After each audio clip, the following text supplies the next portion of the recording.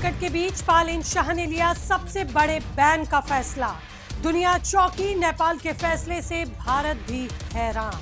100 सुनार की एक लोहार की बालेन ने निकाला तेल संकट का ऐसा तोड़ कि अमेरिका भी दंग। बालेन ने लिया अब तक का सबसे बड़ा फैसला।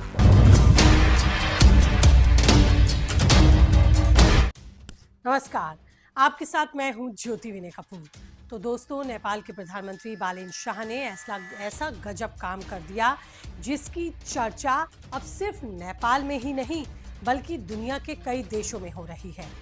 जब बड़े बड़े देश तेल संकट पर सिर्फ मीटिंग कर रहे थे, बयान दे रहे थे, रणनीति बना रहे थे, तब बालेन शाह ने सीधा एक ऐसा बड़ा फैसला लिया जिसने सबको चौंका दिया। दुनिया सोच रही है कि इतना बड़ा कदम नेपाल ने उठा लिया।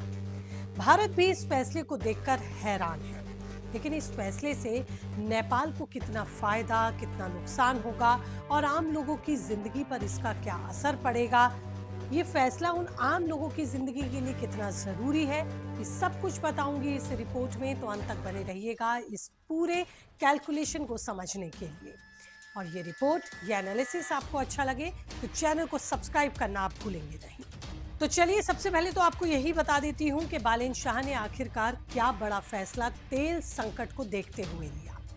बढ़ते वैश्विक तेल संकट और मिडिल ईस्ट में लगातार बिगड़ते हालात के बीच नेपाल सरकार ने देश भर में सभी तरह के नए सार्वजनिक वाहनों के रजिस्ट्रेशन पर पूरी तरह से रोक लगा दी।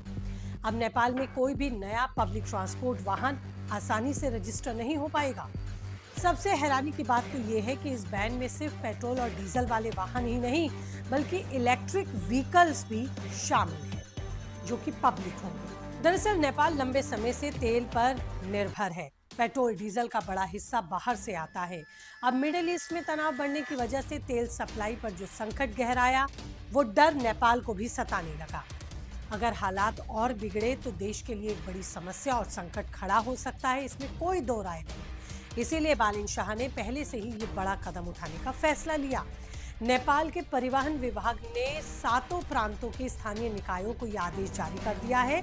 फिलहाल किसी भी नए सार्वजनिक वाहन का रजिस्ट्रेशन नहीं किया जाएगा नेपाल में। सरकार का मानना है कि अगर वाहनों की संख्या लगातार ऐसे ही बढ़ती रही तो ईंधन की खपत और ज्यादा बढ़ेगी और ये संकट नेपाल को आर्थिक तौर पर भी कमजोर करेगा। लेकिन सिर्फ तेल संकट ही वजह नहीं है। नेपाल की राजधानी काठमांडू समेत कई बड़े शहरों में ट्रैफिक और प्रदूषण का जो मामला है वो लगातार नेपाल में गंभीर होता जा रहा है। सड़कें छोटी हैं लेकिन गाड़ियों की संख्या तेजी से बढ़ रही है। ऐसे में सरकार ने एक झटके में पूरे सिस्टम को अलाइन करने की कोशिश की। हालांकि इस फैसले का असर आम जनता पर भी दिखाई देने लगा। नए वाहन नहीं आने से पब्लिक ट्रांसपोर्ट पर जो मौजूदा ट्रांसपोर्ट है उस पर असर पड़ेगा, उस पर दबाव बढ़ेगा। बसों और टैक्सियों में ज्यादा भीड़ हो सकती है, किराए बढ़ने की भी आशंका है। सबसे बड़ा झटका उन लोगों को लगेगा जो इलेक्ट्रिक वाहन सेक्टर में निवेश कर रहे थे, क्योंकि पूरी दुनिया इस समय ईवी को अपना भविष्य मान रही है। भारत भी इलेक्ट्रिक मोबिलिटी को तेजी से बढ़ावा दे रहा है, लेकिन नेपाल के इस इलेक्ट्रिक सार्वजनिक वाहनों के रोक ने सबको चौंका दिया। ऑटोमोबाइल सेक्टर से जुड़े कारोबारियों का कहना है कि इससे हजारों लोगों के रोजगार पर भी असर पड़ सकता है। शोरूम, फाइनेंस कंपनियां और बैंक भी दबाव में आ सकते हैं, क्योंकि ट्रांसपोर्ट सेक्टर में जो निवेश होता है वो बैंकों के जरिए भी लोग लोन लेकर करते हैं। लेकिन बालेन शाह सरकार का साफ कहना है कि देश को बड़े संकट से बचाने के लिए ये जरूरी कदम था। सरकार का दावा है कि इससे ईंधन की खपत कम होगी, विदेशी मुद्रा बचेगी और ट्रैफिक कंट्रोल में भी देश में मदद होगी। इसी बीच नेपाल सरकार का एक और फैसला चर्चा में है।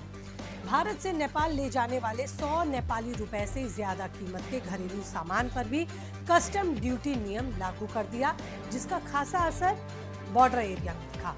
हालांकि बाद में नेपाल के सुप्रीम कोर्ट ने इस फैसले पर रोक लगा दी। हालांकि इससे साफ हो गया है कि बालेन शाह सरकार इस समय बेहद सख्त फैसले लेने के मूड में है। इसके अलावा नेपाल में प्रवेश करने वाले भारतीय निजी वाहनों के लिए भी नियम कड़े कर दिए गए हैं। अब ऑनलाइन रजिस्ट्रेशन और तय समय सीमा उन वाहनों के आने और जाने के लिए कर दी गई है।